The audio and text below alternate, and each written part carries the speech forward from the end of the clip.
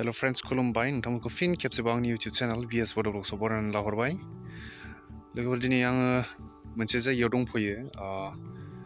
आङो सिगाङाव मोनसे भिडिअ बानायखांबायमोन नालाय बे भिडिअआव आं खोन्थाखानाय जादोंमोन जोङो सानैसो सेंग्रा लोगोफोर लोगो नांनानै मोनसे गामियाव हरनि हाखर लानायनि बाथ्रा मोनसे आं दाख्लै गिबि ब्लगाव आङो नोंथांमोननो खोन्थानाय जादोंमोन। दा दिनै बे हाखरखौ नायनो फैनाय जादों आरो लोगोसेनो बे हाखराव दिनै गोबां नाथ' होखांबाय सिगाङाव, नाथाय दिनै आरो ना लायनो थांबावदो। बे नाखौ लाबोगासिनो दङ। दा बे नाखौ होनो फैनाय बाजिनो दिनै बे हाखरखौ नोंथांमोननो फिन खेबसे दिन्थिफिननो होननानै आङो बे भिडिअखौ बानायनाय जादों। नोंथांमोनहा नायलांबाय थादों। आरो दायो नाया लाबोब्ला नोंथांमोननो मा ना लाबोनाय जादों आरो माबायदि बे नाखौ खोन्थिनो थाखाय आङो नाजागोन। नोंथांमोनहा नायलांबानो जाबाय। हाखरा बेनो आरो दा जिहेथु जोंबो आरो ओरैनो थास्लायस्लाय बेखार सेंग्राफोर ओरैनो थास्लायस्लाय होननानै जों माने मोनसे गामियाव फैनानै जोंनि बर'मानि जे जेखाइ खना गामियाव फैनानै बे रायजोफोरनि हाखरखौ लानाय जादों आरो बोसोरथामनि थाखाय। दा बे हाखरावनो जा एसे हायो थारमाने ना हगारनानै बे बोसोरथामाव जेरैबायदि हायो बेखिनिखौ जों खालामनो सेस्था खालामदों। मानो होनबा जिहेथु आजिखालि फैसा थाखानिसो बाथ्रा नालाय, थाखा फैसा गैयाबा जेबो गैया होननाय रखम। बेफोरबायदिनो एसे ज' जालायनानै मा हायो मा हाया बे हाखर खरथामखौ लानानैनो माबायदि इनकाम खालामनो हायो हाया बेखौ साननानैनो बेफोरबायदि लानाय जादों आरो। दा बेनो हाखरा बे खरसे आरो नैबेनि बिखि खरसे दंबावो आरो फ्राय खरनैदो 12 बिगा 13 बिगासो जागोन खरनै हाखरदो। गोदोर हाखरा जोबोर मोजां जायगायाबो नायनो। नोंथांमोना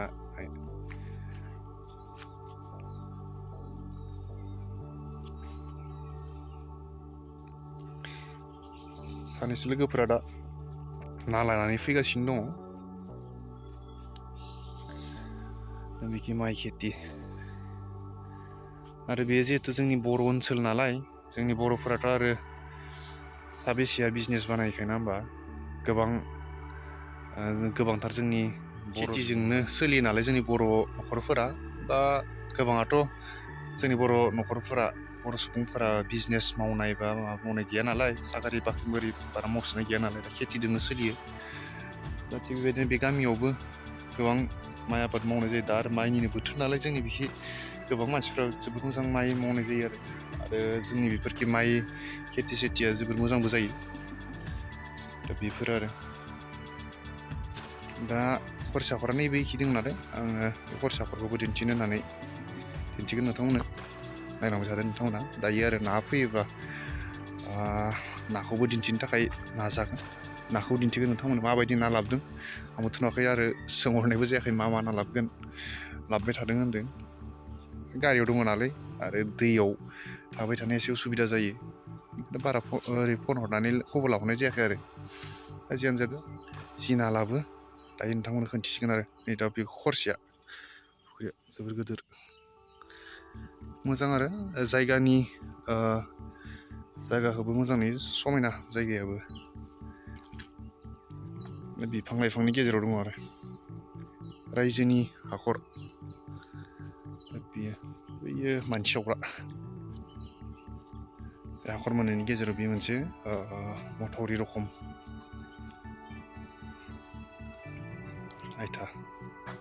आयथा होनो जोंनियाव, नोंथांमोनाव मा होनो बेखौथ' मिथिला आं। बे जोंनि फुख्रिया बे मोनसे आरो बे मोनसे बोसोरथामनि थाखाय जोंनि जाथ'ना दं आरो।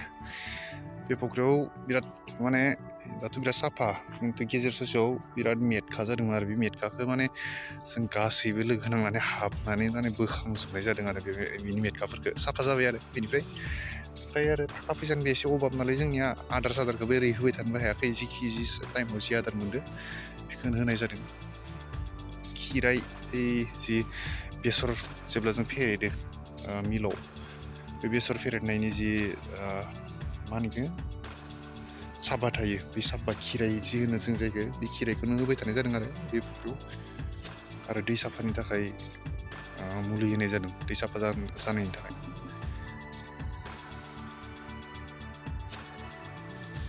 खरसियानि बेयो गोदोरसिन आरो फुख्रिया बाखि बैफोरखि नायोब्ला बे बिफांनि ओरै उनफोरखि नायोब्ला गासैबो थारमाने माइ खेथि गोजा जोंनि बर' ओनसोलाव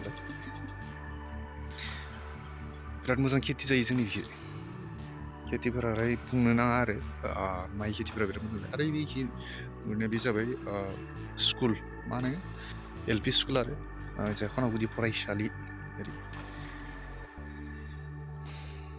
नायनोसै उनावलागि माबायदि मा इनकाम खालामनो हायो हाया बे बोसोरथामाव बे नाजों एसेबांथ' इनकाम खालामनो हागोन बेखौथ' साना थेवबो मोनसे नाजानाय साफ्रोमबो ज' जालायनानै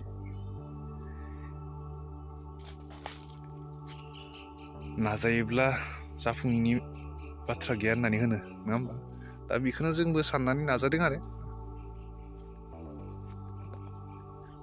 जेन नोंथांमोना नायलांबाय थादो दायो ना मोनफैबा नाखौ आं दिन्थिगोन मा मा ना लानानै फैनाय जादों फ्राय बे खरसे फुख्रियाव दा बर्थमान 2.5 कुइन्टल 3 कुइन्टलनि गेजेराव होनाय जाबाय खरसेयाव माने बे खरसेयाव 2.5 कुइन्टल बे खरसे 2.5 कुइन्टल बेबायदि होनाय जाबाय आरो माने मोननैदो 5 कुइन्टलसो होनाय जाबाय आरो दिनै लाना फैबावदों दा बेनो नोंथांमोना नायलांबाय थादो दायो ना फैबा खोन्थिनोसै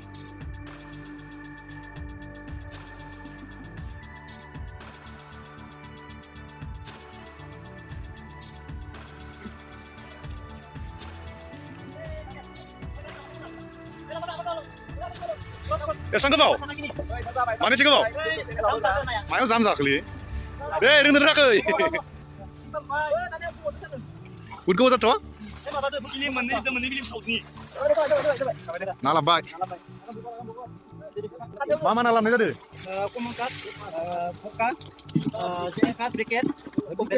मिरगा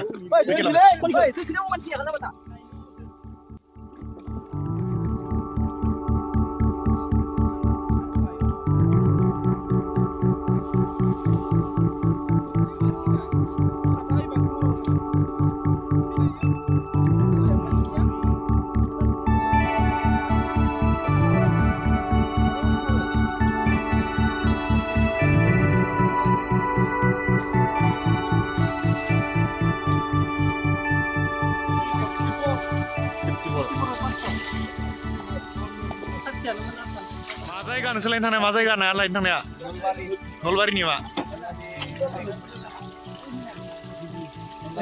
दिगिलि नलबारि दिगिलि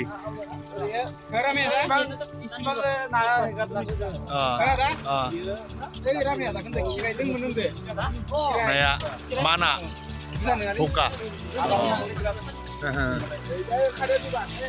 मालिका मा आदार होदो माबा खोन्थाहरदोंना बिजनेसनि बाथ्रा नालाय माथो आरो खोन्था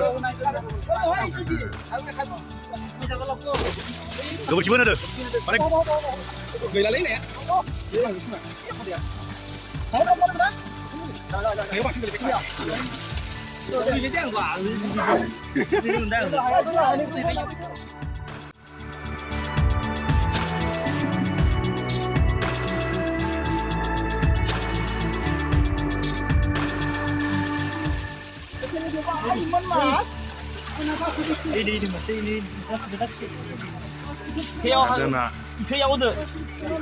हरनि फुख्रियाव 160 केजि 160 केजि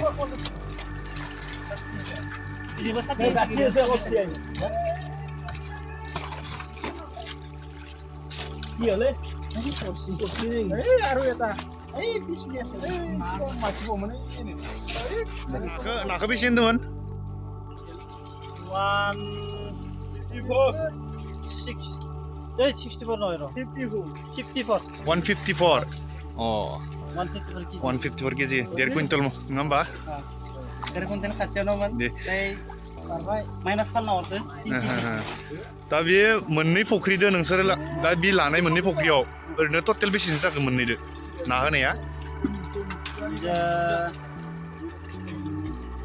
5 कुइन्टलनि एसे बारबाय मथा-मथि 6 कुइन्टेल 4.5 कुइन्टेल 6 कुइन्टेलनि खाथि आरो थिगानो दे लाबावनाय जागोन ना आरोबाव आरो लाबोनाय देग्लाय बोसोराव बर्थमान जों जोथोन लाना सानदोंमोन नायनि साननैसोनि उनाव माबायदि मा जायो दानि दामा ओरैनो खमिफ्लाङोब्ला जोङो फिन होबावनायनि चान्स दङ आरो खिनिखौ मा खालामनो सानदों मा खालामनो जानो सानदों नों ओजोंनो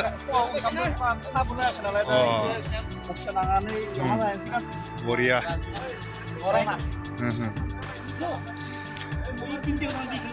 बियो 164 केजि सरि 54 केजि 154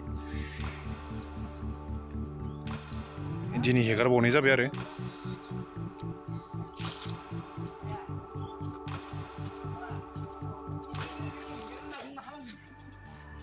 दानिथ' मिथिखाबायानो फोरमायनाय लेखा दिनै बेसेबां हेगारखो आरो टटेल बे मोननै फुख्रियाव बेसेबां ना जाखो आरो माबायदि ना हेगारदों नोंथांमोना नुनो मोनबाय आसा खालामो मोजाङै मोजां बे फुख्रियाव नाया देरगोन आरो लाब जागोनखौ आसा खालामगोन आरो